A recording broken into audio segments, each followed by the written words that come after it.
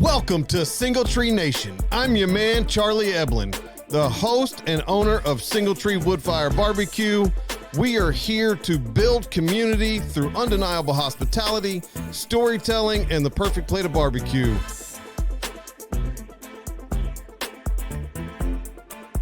He's on. Welcome back to Single Tree Nation, guys. I'm your man, Charlie Eblin, and as always, we have our illustrious co-host, Mr. Derry Wells, with us everybody? today. How y'all? For those of you who don't know, it is October 15th, and we are looking at April Fool's jokes. So, oh, look. Social media keeps it fresh, baby. Like I love it. That's great, man. It wasn't even this April Fool's. It was last year's. That's how far back I was going. I was digging deep. That's it. That is outstanding. That is outstanding. Yeah. That's like still carrying a MapQuest with you. You know, it happens. So it does. At least it's my season. It is your season. It is my season. It is your season. So, big boy weather is upon us. I love the fact that you are now embracing the jokes and rolling right in with them. I think it makes it even better. You can only fight it for so long. Well, so, I'm glad you joined. Introduce our host. He's looking at us like, what are they talking about? So we have like 9 billion inside jokes, man. Look, guys, we have a great guest on today, Matt Vascallero. I say it right? You did. All right, from Matty Smokes Alot, out of Long Island, New York. He flew all the way down here just to hang out with us today. Definitely our farthest guest travel. So no reason for him to come down here other than to hang out with us today. I'm calling BS. If you believe that, I got some April Fools. I got some April Fool's jokes for you. But Matt, thanks for coming to hang out with us, man. We appreciate you joining. Yeah, thank you guys. Yeah. Appreciate you having me. Now that you say the New York, I can hear it. Like Yeah. it was that quick. It's like turn the switch on. So today is the first day that I've met Matt in person. Okay. We met. It's been a while. About 5 months ago. Something like that. Online. We have a group of restaurant and real estate, retail leaders, marketing people, tech folks, all kinds of folks that get together on Wednesdays and Fridays. And Matt has joined us a couple of times when I was on some of those shows. And I thought since he was going to be in Nashville, it would be a great time for him to come hang out on the show. Yeah. He cooks barbecue. All the stars aligned. I cook barbecue. You cook barbecue. I eat barbecue. And we all love to eat barbecue. So I thought it would be a spectacular day to absolutely just talk shop and BS for a little while. Good. So, let's do it. Welcome, man. So why don't you take a second and tell everybody exactly who you are and what you do and all the things, and we'll dive into how we got to where we're at today. Cool. Thank you. So again, I'm Matt Vascallero, Matty Smokes. I do large scale catering all across Long Island. Originally from Long Beach, New York, and I also am chef, owner, operator, JJ Cooper's as well, restaurant and catering. So I've been doing barbecue for almost 12 years now. Just love it. Low and slow, cooking for everybody, bringing that hospitality experience to your home. So especially around Long Island, they're not used to the smoker right there. That's what I was going to ask. Like, how does that go over with some of the folks? Great. Yeah. It's great. You draw a crowd, don't you? Yeah. I mean, everybody wants to know, how's this work? What's that? They see a cabinet smoker. Is that a refrigerator? No, it's a smoker, not quite, guys. That's it. Yep. But It's outstanding. yeah, it's one of my favorite questions. Is that a refrigerator? No, guys, that's a smoker. Wait until you introduce the filing cabinet smoker. Y'all ever seen those dudes that do that? Yep. Yes. That's great. You need to get that on your rig. Yes. So that's Look, I am not going to lie and tell you that I would not be interested in trying that. the concept makes sense. I mean, it's a cabinet. Yeah. There's got to be something in that paint that is no good for barbecue. I think it's no good for you, but yes, either or. Or there's something in that paint that makes it great. Don't know. Just saying, depending on which side of the scale you're on there, but just do you like to see numbers or smell colors? Like which one you want, and you know, just that's it. I can smell the yellow. That's right. See, that's what I'm saying. So, and you know, it's in New York. It'd be great. I'm sorry. I don't, all the New York like stereotypes are coming to my mind now that he's like, because I'm seeing he's drawing a crowd. He's got the barbecue going. Nobody's expected it. And there's people lining down the street like, what's going on down there? That's like, he's having a ball. Outstanding. So, outstanding. So 12 years now you've been smoking. What made you get into smoking meats? It just started as a hobby. My brother-in-law and I, little Amazon smoker, a little offset, and started making ribs. And then we started traveling for it. And so for me, it all started, I guess. I wanted to open my own restaurant, and it was tough, and it was all about funding and where do you get the money and how do you do it. I was 25 years old and thought I was something hot when I wasn't anything yet. And so when I was running through ideas, I went to a food truck concept, and then it was like, okay, all over New York, finding a spot is a nightmare. And where do you go? And there's food truck wars for all that stuff going on. So I went back to my roots, and I had a guy, Buddy Barbecue, that was doing this, and he was originally from North Carolina. And I called him up. I was like, what do you think about me buying a grill like yours? He's like, oh, Matt, I'll send you business.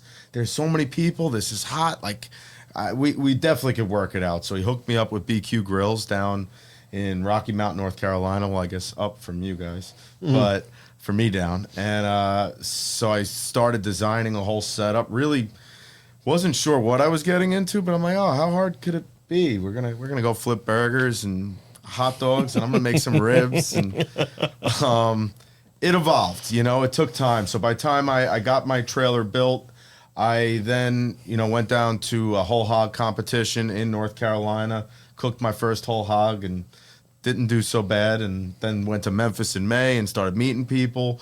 So really just got down to, you know, and had no shame in just showing up places and learning about barbecue. And 12 years later, I'm pretty good at it. I love it. I like that he was like, we'll flip a few burgers, make a few hot dogs, make a living. Like, we'll just the basic restaurateur. Like, that's how hard could it be? Right, yeah. Sure. Absolutely. Yeah. Throw some ketchup and mustard in there. We'll be fine. Yeah. What more do you need? You know? Gosh. Have a chair and a table that you got from Amazon. Right. Yeah. Now, honest truth, that's how it started, though. Yeah. Did you grow up in the restaurant business? Like, where did the desire for wanting to own a restaurant? Well, so I've been in the restaurant industry since I was 14. Okay. So bussing tables, waiting tables, bartending, food running. When I went to school, I thought I was going to be a graphic designer, and found out very fast after my first freshman year that that wasn't for me. And so then I went to school for business and hospitality and just kept building on it. In the middle, I managed a pool hall for about 5 years. It was a pool hall music venue. So I've been all over the hospitality industry, between diners, Italian, Mexican, German, pool halls, dive bars. And I landed barbecue. The ultimate dive bar. I love it. I like how many, and there's no way to know this statistic, but the number of barbecue guys who started out food truck. Like, I like what I do. Let's go out there, and I may make a buck at it. I don't know, but I like what I do. And I know that's Charlie's background, and like there's several others. And the unique thing I think is funny about that is now we've come full circle where a lot of people who had brick and mortar are trying to get into the food truck business. And I find that comical. I almost feel like it's cheating because they didn't have to put in the grunt work that y'all did to go get your rig, to set up, to find somewhere to go on a regular or whatever. Because if you're not set up, you're not selling. And if you're not selling, you're not making any money. Look, I will tell you, I've done this my whole life, as long as you know me. Yeah. And I thought I knew how to run a restaurant.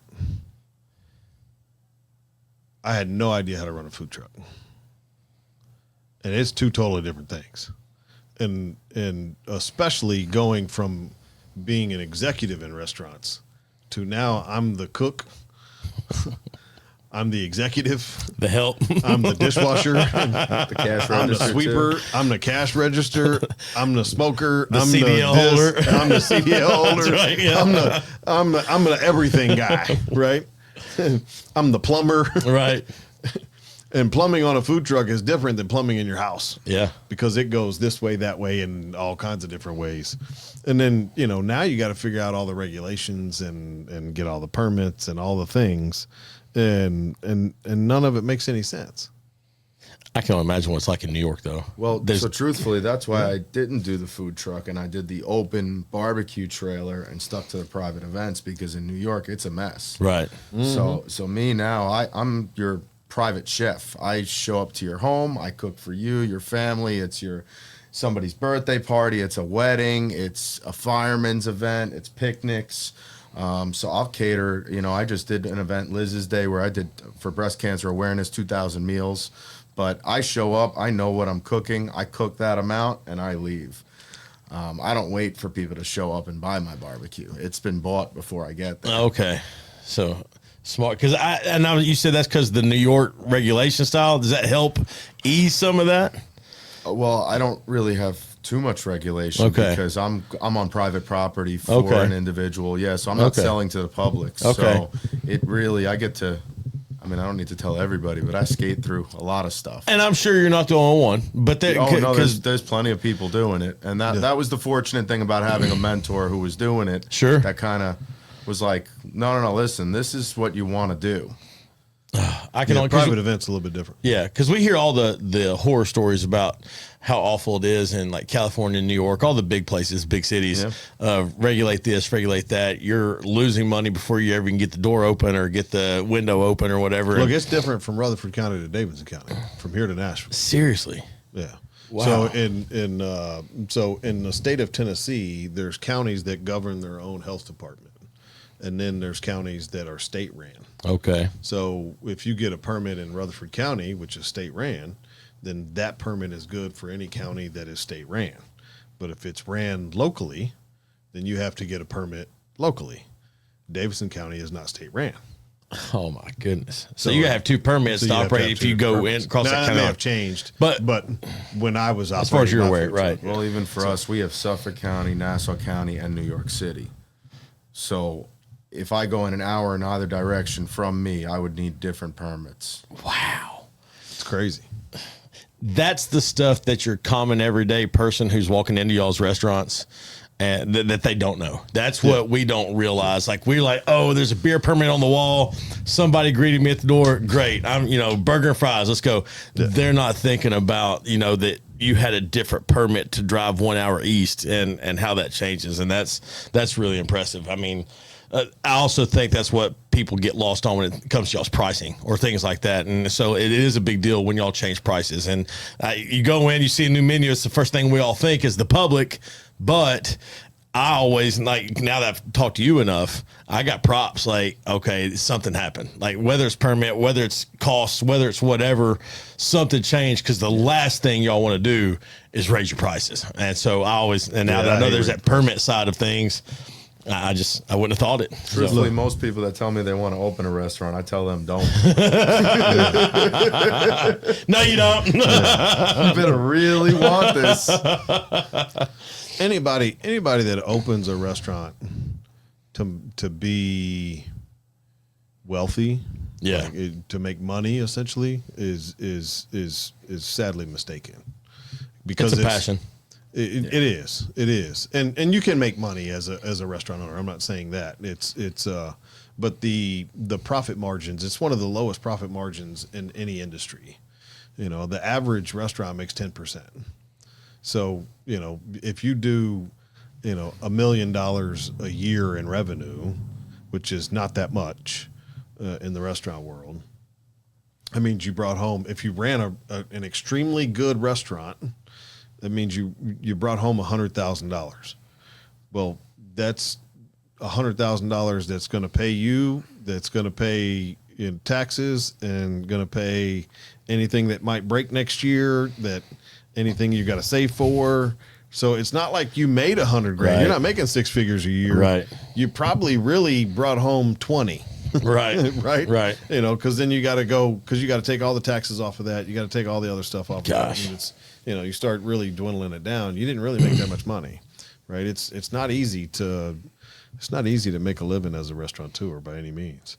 So, you know, I told a gentleman today, I do this because of the legacy that I want to leave. I do this because of the impact that I want to make. Right? I'm not doing this because I want to become rich. You know, yeah, that's a fantasy, and that would be wonderful, right? But if I want to do that, then I'm just going to go play the lottery a lot. Right. You know, I'll get a job and go play the lottery, and then, you know, maybe I can get lucky enough. Buy a 6-pack and a bunch of tickets on the way home on Friday, right? You know what I mean? Like that's how quick I'm going to get rich, quote unquote, in the restaurant business. You know, it's the same odds. Yeah. You know, to really impact a community and some of the stuff that we've done. The reason we don't have a beard anymore, right? Those things is what's important, right? Being able to, I'll never forget the look on Mason Asher's face when he opened up that box and found out that he was going to Disney World to build a lightsaber, right? I'll never forget the look on his face when he actually made the lightsaber and his mother posted that video. Oh, did she? I hadn't seen that. That's awesome. And it's incredible, right? You know, and to know that I had a small part in that, that I impacted that little boy's life that much in some small fashion. It wasn't 100% me. You had a hand in it. Trent had a hand in it. The shows had a hand in it. The restaurant, Minutes Wisely, the restaurant, Richard Fleek, the whole team, like, you know, Rooster Fries, all those guys. That impact that we had that day is why we get up and do what we do. You know, it's the same thing for you. Like, you get up every day to go be a teacher that is probably one of the most thankless jobs in the world. You don't do it. I jokingly asked a kid today, I was like, hey, I said, who's your favorite teacher and why is it me? And he kind of looked at me. He goes, are you okay? I was like, probably not. Like, you know, just, and so then. That is outstanding. And then he's like, well, you are kind of laid back. And I was like, I'm not the only laid back teacher. He goes, well, I didn't say you were, but also I have more than one favorite teacher. I was like, all right, this conversation's over. Like, just, you know, but because you get those kids who, like, and me and this kid could probably not be more opposite. But we've got this common ground where we can have that funny talk, right? And like, he's just a good kid. And, you know, I know that years down the road that will be a kid. If he needs something, if he reaches out to me, if he whatever, 100%, I'm gonna be like, you need a resume, you need a whatever, you need a handshake. I mean, I'll do what you need, man. So, and that's funny that you say that, just because I get the excitement of when you watch guys and ladies who are looking for the pot of gold, so to speak, at the end of the restaurant rainbow, versus guys who are just out here trying to serve community or just trying to be an impact. Like, there's a different group of folks there, and you could tell in just how they operate. So, I told an individual today, it takes a village to raise a child, and it takes a community to build a business. And as much as I depend on my community to support us, if I don't support them, it's not a reciprocal relationship. And we're never going to be successful unless I support the community more than they support me. You know. So, all right, let's take a quick break, and we will come back and continue chatting with Matt. What's going on, guys? I'm your man, Charlie Eblin, the owner of Single Tree Barbecue, located right here in Murfreesboro, Tennessee, 2805 Old Fort Parkway. We're open Tuesday through Saturday from 11 until 8 p.m. and on Sundays from 11 to 3. If you want some smoked wings all the way to some Texas-style smoked brisket, y'all come see us. We have some amazing lunch specials during the week and outstanding barbecue right here in the Middle Tennessee area. We can't wait to see you guys. Welcome back, guys. We are having a good time right here at Single Tree Nation with our illustrious co-host, Mr. Derry Wells, and the owner of Matt Smokes Alot.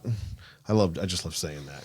It's a great name. It's a wonderful name. It's such a good name. Matt Smokes Alot. How did you come up with Matt? I mean, I know your name's Matt, but how did you come up with Matt Smokes Alot? Where did the Smokes Alot come? So truthfully, it was just okay. Now, me and my wife just spent our life savings on a grill to flip some burgers and dogs. And, Yeah, what was her thought in all this? Like, is she gung ho, or she's like, he's lost it? she had my back the whole way. Okay. I mean, the whole way. Don't get me wrong. She questioned it a little bit, but it was it's one of those things where she knew I was really neck deep into just trying to get something off of the ground and the research and the development. And I think she just got tired of every business plan that wasn't working. And then finally this one was just like, yeah, let's do it. There you go. So we did it.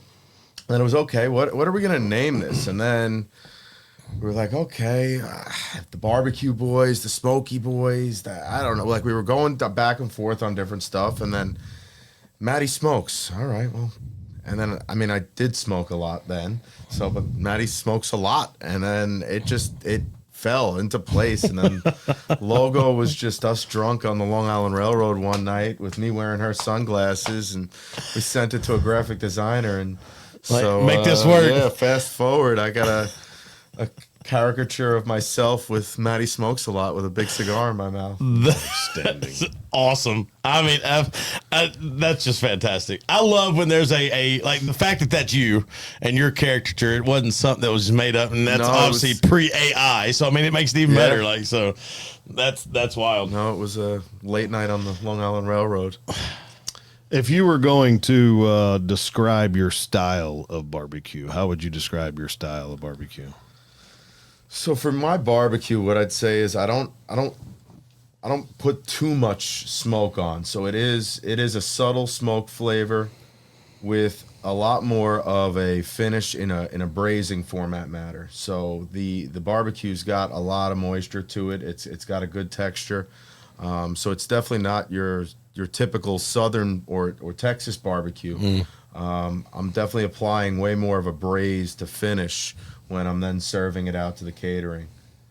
So almost like that crock pot feel with that smoked flavor to it. Right. Okay. That's when you said your stuff's already sold because you're doing private events. Yes. Are they picking out the menu? Yes. Are you giving them a little bit of a heads up, like go this way, or? I mean, so when we're talking about it, there's a menu with all the choice in proteins. Yeah. So it's burgers, dogs, it's ribs, it's brisket. We do smoked chicken. I do regular grilled chicken. I'll dabble with the pig roast. Pig Does that wow the New Yorkers? So it's funny. When I first learned to cook the whole hog, I was doing more your North Carolina style where you'd butterfly it and put it down on the grill, get your crunchy skin. New York just didn't take to the whole open of the pig. Right. So then we kind of went in more of the running style in the crouch. Okay. And then lastly, I've been stuffing it. So the last few events I did cornbread stuffing with chorizo inside of it. Oh my goodness. So kind of just bringing that. Yeah, we were talking about that earlier, and I was like, ooh, That's man. So I've developed my own style. Yeah, I've taken a lot of influences that I've seen, and I'm not gonna lie. Also, AI has been very crucial because I'll just talk to ChatGPT. Right. It starts giving me ideas to be new, fresh, unique, and then I'm just make it happen. So talk to me about so a couple of things. Like I'm looking through your Instagram, and I was doing this the other day, and I'm glad I went back and looked at it because it reminded me. If I'm looking at your stuff, I see a lot of Asian flair. Well, so the Asian, what you're checking out is my Matty Cooks. Because also I've got J.J. Cooper's restaurant in Long Beach. Yeah. So J.J. Cooper's is all American cuisine, new American. So we've got everything from the ahi tuna that you're probably seeing. But we do burgers, we do seafood. So I will tell you salmon. what really got me excited. Because I love chicken wings. Okay. And a twice fried Kung Pao chicken wing topped with peanuts and scallions. It sounds very traditionally Asian, like with the peanuts and the scallions and Yeah, but like I'm thinking like on a chicken wing. right. It was delicious. It was delicious. That's all. We good. We good. Next. You read it off. It was delicious. It was. But like I would have never thought about making Kung Pao chicken wings. Right. Well, so that came because we do a Kung Pao calamari there, and when I was running specials, I would have never thought about Kung Pao calamari. it's one of my hottest sellers at the restaurant. Of course, I bet it is. Of course it is. Because I am a calamari nut. We even fry some bananas and red peppers in there with the calamari, and then toss it and scallions and peanuts, same kind of topping. Going back to we had Douglas Keene on. Yep. And then we had Cowboy Trent or Cowboy Kent. And like just to hear how y'all talk about these things in such a different way. Even Rodney Scott, the way he was talking about barbecue, I think too many times we get stuck in this rut and it's almost like we got blinders on. Here's where I'm going. We want chicken wings. And so we just go make chicken wings. And the way, like, I mean, even Douglas Keene said that he'll take months to come up with something, and he wants to get it just right and tweak it, and whatever. And now you're sitting here saying, it's what I wanted. Look, I bought some peaches the other day, and they are sitting on my counter at the restaurant right now. Because I have this peach hot sauce in my brain, but it's not like a Tabasco hot sauce, Right. But it's not a barbecue hot sauce either. Like it's somewhere sriracha / like sweet chili, Cholula style. kind of like I'm just. It's really like I have the flavor in my palate, and I hadn't figured out the spices and how to make it yet. But I've been literally been thinking about it for a week since I went to Florida. I don't know where it came from, but it just popped in my head. So it's like the barbecue burrito and the deep fried potato salad. Like the shit just comes. Excuse me. You had to have slip up in a really long time. Well done. Like, But that's how excited I am about these peaches. Like Trent, that's 2620 if you want to make a note. yeah. Oopsies. That was great. That was a good one. Yeah, but it's the same thing. Like I got the flavor, I'm ready for it, but I just hadn't figured out. And then once I figure out the sauce, I got no idea what I'm gonna do with it. I want to try this Kung Pao calamari. That's what I know. I mean, the cool thing for me at the restaurant is we do a tapas menu on Wednesday. I do specials on Friday and Saturday. I'll do football specials on Sunday, Taco Tuesday. We got a steak night on Thursday. So my team, I got a great team in the kitchen and a lot of people that I'm working with. So we're just constantly taking ingredients and reinventing things in different ways to just keep it fresh for those regular customers that are coming in. Yeah. We started making our own sausage a while back, and I was teaching one of my guys how to case it, which is very difficult. Yeah. It's pressure sensitive, right? Because we do it manually with a crank. I tore my rotator cuff, and so I'm just now getting to where I can get back to doing it. So we're going to start doing it again. But that's where we do a lot of self-expression in our sausage, because you can do just a plain pork sausage, and it'd be really good.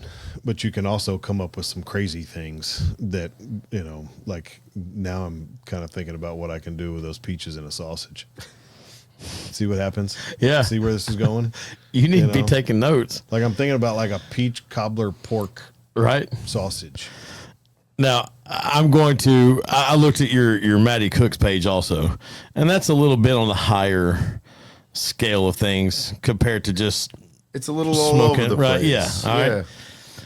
So we've got a segment called Macro Beans, okay? And it's our this or that. So the first half of that I want to ask you is you go to a barbecue joint You walk in, are you getting the macaroni and cheese or are you getting the barbecue baked beans? I did it yesterday. I got the mac and cheese. There you go. Well, he's like, done. I got it. Yeah. Did you go somewhere local? Yeah, I went to Peg Leg.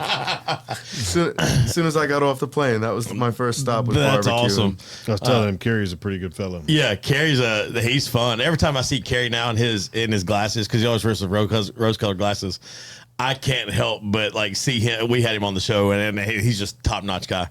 But so the other half I got for that, you obviously have some talent with the JJ Coopers. Is that it? Yes. Is that right? You got talent there, and then you've got the barbecue trailer, the private chef side of things. Which one of those are you going to do? You going to do the JJ Cooper's higher cuisine, or you going to do the smoke and barbecue? And barbecue's my love. Barbecue's your love. Yeah, all right, absolutely. I love my private events too because my cooking. I like being hospitable. I like being with the clients. I like being out there. Yeah, and so it's a combination of, again, it's just that interaction with people, and that's why we do it. I mean, it goes back to exactly what you were saying when you help the kid out, or just when I see somebody bite into a rib and smile. Yeah, that's what you do it for. That's great. That is great. You said your last event was about 2,000 people. Is that right? Yeah, or something like that. Yeah, it was the last event I just did. How do you go about making sure that the last person that comes through the line or the last person that gets served or whatever is just as excited? Because I mean, 2,000 people, it's hard to make sure they all eat at the same time, right? Oh, I mean, yeah, of course. So, like when you know the night's winding down, you're still giving it your all. How are you making sure that those last guys are getting just as everything as good as the first person that came through? So it's a lot about pacing, and it's a lot about your equipment. So one piece of equipment I love is my Cambros, my hot boxes. Okay. I'll be honest, some of the food you put into there, it could be better after 6 hours. That last person might be getting a better bite than the person who got it in the beginning, just because they're sitting there and it's just kind of just marinating in its flavors and becoming a little more tender. So it just depends on the equipment and what you're doing and how you're handling it. I mean, obviously, I'm not going to put mac and cheese in there for 6 hours, but that's how you just through the service, you're continually still putting out new product. Right. But something like ribs, I'm just going to let that rest and let it do what it does, right? Let it do its thing. I don't do anything. It just does it on its own. I've started cheating a lot when I do my backyard smoking. And I've got my little system down where they're on the smoker for about 2 to 3 hours, depending on where they're at and whatever. I wrap them, throw them in the oven. And my mom was at the house one day and she's like, "What do I do with the ribs?" I said, "Just turn the oven off." "What? Just turn the oven off. That's all you got to do. Turn it off, walk out. They'll be fine." We came home. I'm talking about they were just, I couldn't have done it better if I'd stayed right there with them, you know. Yeah. And just turn the oven off. And she was so worried that was, no, there's got to be more. I was like, no, I'm cheating, Mom. Like the hard part was this morning when I had them on the smoker. But the funny thing is you're not cheating. No, but you know what I'm saying. You're just not using. You're changing your heat source. That's all it is. Because once they're wrapped, you're not putting any more smoke on it. But so what difference does it make? Because Mom thinks that, and like a lot of people, I'm sure, the smoking process is so hard and it's so balanced and delicate. I'll get all kinds of hate for this, and I don't care. Once you wrap, Agreed. If you put it in a source that is going to stay consistently wildly even, yes, it changes better product. It changes the product. It's going to be 1,000 times better. Yep. So why would anybody not want to produce the best product that they can? Right. Now, in my restaurant, I can't do that. I don't have ovens big enough, right? My restaurant's not big enough to have 30 ovens. Right. To be able to put that amount of pork and brisket in. Right. So we have to use the smoker to finish it. Right. Which is fine. And I feel like we do a decent job at it. But if I'm at home and I'm cooking. I mean, in my eyes, cheating would be going on Gold Belly. bringing Buying something in somebody from else's. Terry Black's. Right, yeah. And put That's it cheating. and put it in a tray. It's saying, Yeah, that's cheating. "Ma, just put it in the oven." That's cheating. That's cheating. That's Look, exactly if you right. call me and You say, still "Hey made man, I the need to buy a ribs. brisket," I'm gonna swing by and pick it up. Just leave it in the butcher paper for me, would you? Right? And then you take that to your mama's house for Tuesday night dinner and go, "Hey, look what I cooked for you." That's cheating. That's an idea, though. No, I'm just playing. It is an idea. Next time I call you on a Tuesday, hey, you got extra brisket? Like, I know what it is. Yeah. You're gonna take a half a brisket over there. I left some of it at home.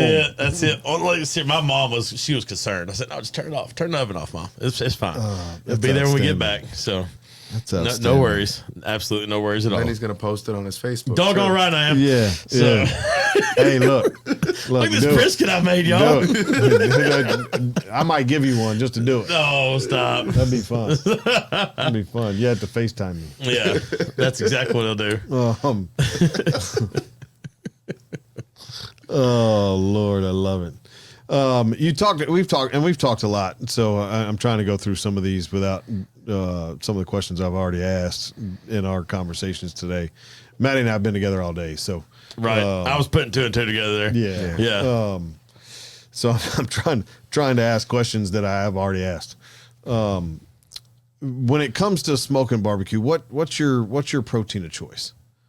So I love cooking ribs. To me, ribs is just like, it's not too long of a smoke. It's not too long of a cook. There's lots of options with them. So for me, 6 hours, it's just a nice cook time, apply different flavors. And I just love eating ribs. I'll eat a rack of ribs right off the smoker when I'm done with Outstanding. it. So we're gonna go get some ribs in a little while because I've been dying for some ribs tonight too. What's the craziest thing you've ever tried to smoke? And this is a personal question because I always love, I love just waking up and going, I never smoked a banana before. Let's see what happens. I mean, I've definitely cold smoked a bunch of cheeses. But Yeah. they didn't really come out the way I thought they were gonna. They kind of just tasted way too smoky. It's tough. Yeah, it was just the flavor pro, and then they said to vacuum seal it, like from what I was reading, to let the flavors settle in. Yeah. I just think it's better to smoke the protein itself. But craziest thing I put in a smoker, I smoked hard-boiled eggs. Yeah. Yeah. That's well, really they weren't cool. boiled, but it was a They were raw. yeah, Yeah. and that was cool because it actually did.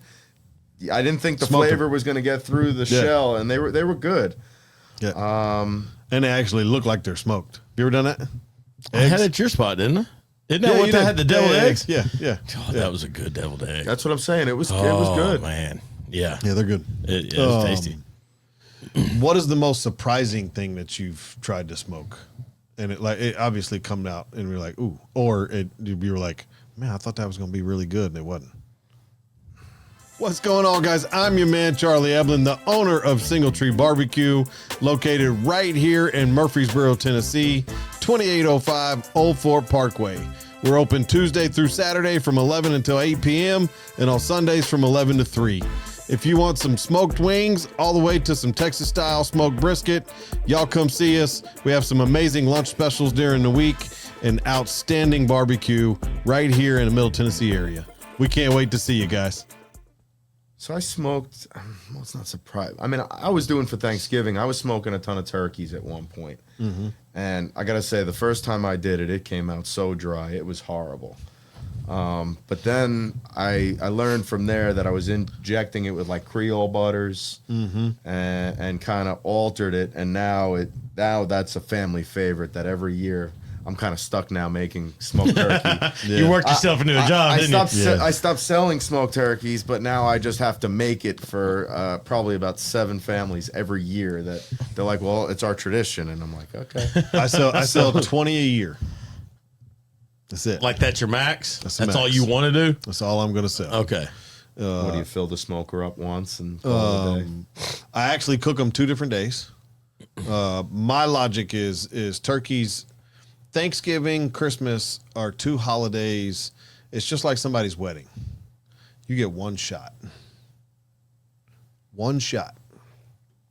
and you are feeding that entire family. Yeah. There's some logic there. And if you screw up, that entire family will hate you. Right. Forever. Not dislike you. Not just not eat at your restaurant. They will hate you. Yeah. Because you screwed up their Thanksgiving, their Christmas, their wedding. You don't know how many showed up. Bar mitzvah, whatever. Like that could be. You don't know how many people are 8 there. families that you just pissed Yes. off because we brought in the second cousins this year. Yeah. And So we do 20. all right. Because I know I can hold 20. I know I can cook 20. I can brine 20. I don't inject anymore. That's a lot of work for 20 turkeys. And I'm the only one that cooks the turkeys. I don't let anybody else cook them. Same thing. If it's gonna get screwed up, I'm gonna be the one to do it. I'm not letting my team take that hit. Right. Like that's gonna be on me. It's funny you say that Yeah. because I've done a few weddings, and I got a wedding story that should have been. It turned out good in my eyes. The bride and groom were very happy, but I took a barbecue gig for a wedding for 180 people, family style, on the beach. So we had to bring plywood to lay down around the trailer just to Right. make a platform. I had never done an event of this caliber before in my life. A friend of mine in the wedding band got me the job. And I just remember when we got there, it was the hottest day in the summer. The pastor actually fainted in the middle of the wedding ceremony. It was so hot out. So at that point, there was nothing that was going to top that. So you were fine. You had a little buffer there. So Well, I mean, I'm talking just getting the trailer onto the beach, my truck getting stuck. no. So like, look, everything went, but it could have been that day that, like you just said, where if you ruined it, if I ruined their wedding and didn't bring the meal to the table, it was a tough day.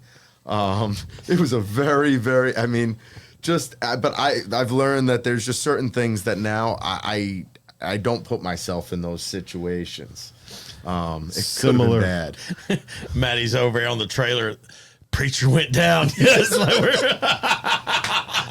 my day's We're gold. good. That's right. We're good. Check those burgers one more time, y'all. Yeah. Somebody get the hot dogs. It took me almost 2 hours to get the trailer on the beach. Oh man, that would be man. such a no. And didn't have. I'll never forget. I had it wasn't bad, but one of the scariest times I had in my business was similar. I had never done an event to that magnitude, and I got a phone call from a friend of my father's, and hey, how you doing?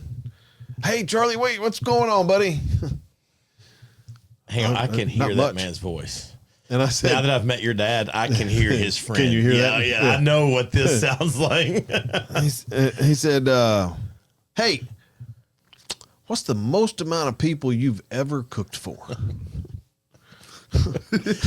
That's wrong lead-in right there, isn't it? Yeah, I went, like,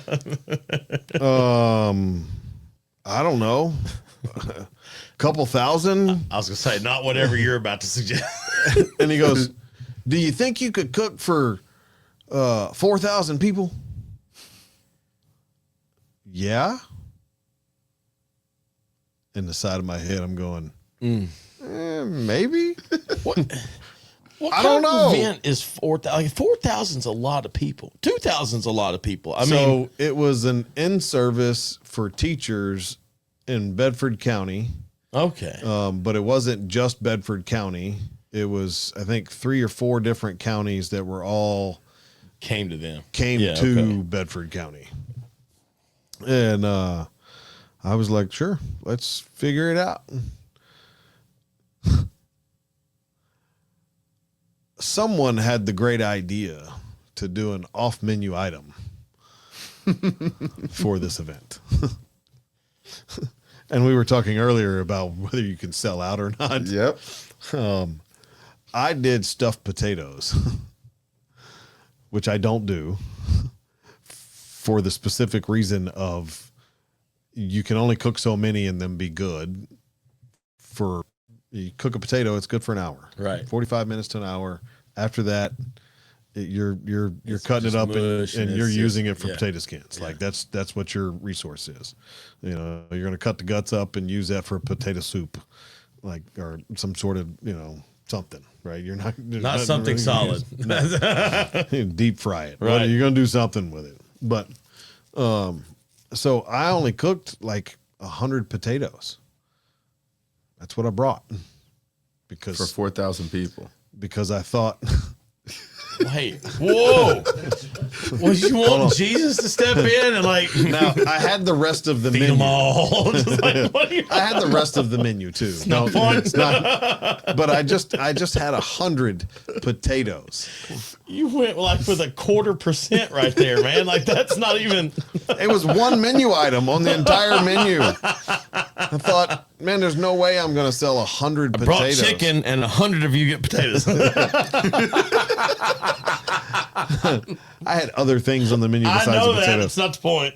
So, long story short, I sold out of potatoes in about 10 minutes. Yeah, you did. Every single person that came up to the truck. Can I get a Ooh, potato? can I get one of them potatoes? That looks good. Can I get one of them potatoes? That looks good. And you've seen my food truck. Yeah. I had a big TV on the side, and I thought it would be a good idea because didn't want to have potatoes left over to do one early. So I did one as soon as we got there, took a picture of it, and uploaded it into a drive, and had it on the screen, and had it on the screen to make sure that I sold all of them. Sold them all.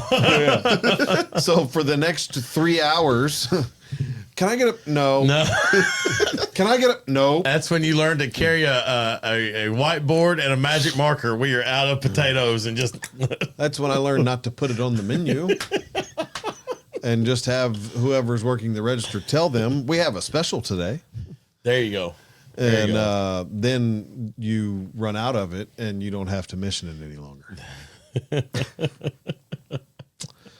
Next funny story I'll tell you about larger than life events that you Hang on, named. I need to know if Matt has ever only brought like 1% of a food source for somebody now. His 2,000, he rolled up with 50 rolls. So it goes, Like, that's- it goes along. It goes along with the same. Well, it's same funny principle. you talk about the rolls because I wasn't responsible for the food, but we didn't have burger and hot dog rolls when we showed up there that morning, and we had to use Peapod from Costco to get man. all. So we didn't have rolls that day. So it's coincidental you said that, but we got them. We had been open for, and tell me if you've done this. We've been open for 2 months, 3 months maybe, and there's an event venue here in town called Hop Springs. It was a brewery, now it's just an event venue, but they they had some large musical acts, and they had a big country singer named Josh Turner come out, and it was the first big event that we did with multiple food trucks and the whole 9 yards. And we walk in and we get there and we set up and they told me that there was going to be 5,000 to 6,000 people at this show, but they were going to have 6 food trucks, including me. Four of those were going to be dinner entree items. 2 of them were going to be desserts. So the way I do the math is I take how many people they tell me are going to be there, and half of them are going to eat. So if you tell me 6,000 people there, then 3,000 of them will probably eat. Now you take that number and you divide that into how many vendors you have. About an estimate of what you're going to serve that day. So I did my math off of those numbers. We opened up at 5 o'clock on the dot for this event. We sold out at 5:12. I'm like, how far off am I? I know I can't be that far off. Josh Turner takes the stage at 7 o'clock. Yeah. At 6:45, I am completely out. I don't even have French fries left. Gosh, man. I had 400 pounds of barbecue gone in an hour and 45 minutes. That's a wild concept. When you looked out my trailer door, we had a line of about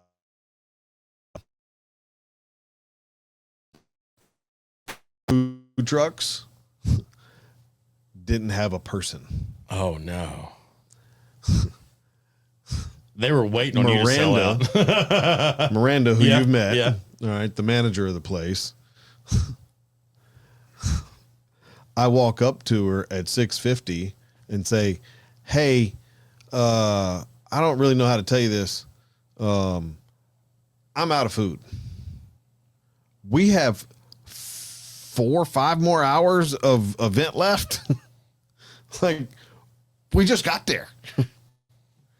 She goes, "I figured as much. That's why everybody else was complaining and said they were about to leave, because you were taking all the business. Maybe they'll get some people to eat their food now." I'm like, "I'm sorry."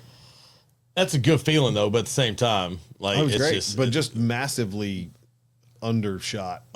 You know, I mean, I could have produced 1,200 pounds of barbecue that day and probably would have still sold out. Well, and then, or you could have sold 400 and been stuck on 800. Right. Because I've had it happen that way as well. Oh yeah. Yeah, you never know. That's kind of why It's I a shot in the stopped dark. selling per item and doing the catering, because you like the catering side? Well, I like taking the gamble out Yeah. of it. Oh, yeah. I mean, Again, that's- this business is hard enough for everybody. So I used to do a music festival similar to the style of what he's talking about, but you had to pay for the extra Board of Health permits. You had to you had more staff for the day. There was no consistency. And then depending on what other food trucks were there or what competition was going on, or maybe the guy next to you is also selling mac and cheese, but he sees yours at $6, so he takes his down to $3 just so he could start selling. I don't know. I just didn't like the games that went on at that stuff. And then, you know, or a storm comes through and they tell you 5,000 people and 3,000 show up. And you got food for 5,000. So it just, I don't like the gamble. I've done those too. That's taking the gamble out of it. I mean, like, all the logic that you have there is all I can hear is taking the gamble out of it. But again, as the non-restaurateur here, the general public's not thinking about those things, because we show up and y'all have got it hot and ready, and I'm like, here we go, and great. Just a couple hard lessons teach you what to avoid. About that third time you overserve, you're like, wait a minute, we gonna have to. Speaking of lessons, so you've been cooking barbecue for 12 years, and you got your own business, rock and rolling, doing really cool things. If you could go back to 12 years ago and take one lesson or one piece of advice that was given to you, what would that piece of advice be that changed the way you look at things today? It would be simplicity. You know, the creativity is the fun of it all. But on the other hand, the simplicity, taking the chaos out of the business, is what makes us good at what we do. So, yeah, I had a lot of people that were telling me simpler, always charge more. I mean, I had a lot of lessons that were told to me, and I didn't listen to most of them, and I wish I did. I thought I knew everything when I was doing it, but, you know, there were just a lot of people giving me advice. One, to charge more for what I was doing, and I always was worried about getting the business. And it was like, no, if I charge less, I'm going to get more people. I don't want to scare people away. But it always did become harder to charge more as you were going. Once you had set your price point, people became comfortable with it. So if I had to give myself advice, you know, back then, it would be to kind of focus and streamline and just make sure that whatever I'm doing, I'm doing well. And I'm profitable at doing so to move forward, because it is a living.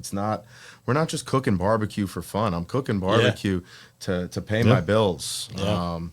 So it's, you know, when I bought that first smoker and was just putting ribs on for me and the friends, that was way different than when I really needed to turn it into something for, you know, to put food on the table for my family. Right, the other way. Right. Yeah, I love that.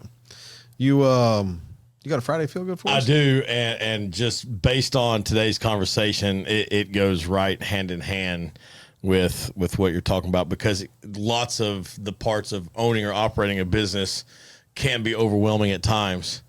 But and you kind of know my backstory a little bit of doing the whole house buying, selling thing that I've been going through, and I have been stressed and felt overwhelmed. and my wife sent me this today, and she doesn't know this is going to be the Friday Feel Good, but like it nailed it. What a privilege to be overwhelmed by the growth you've dreamed about.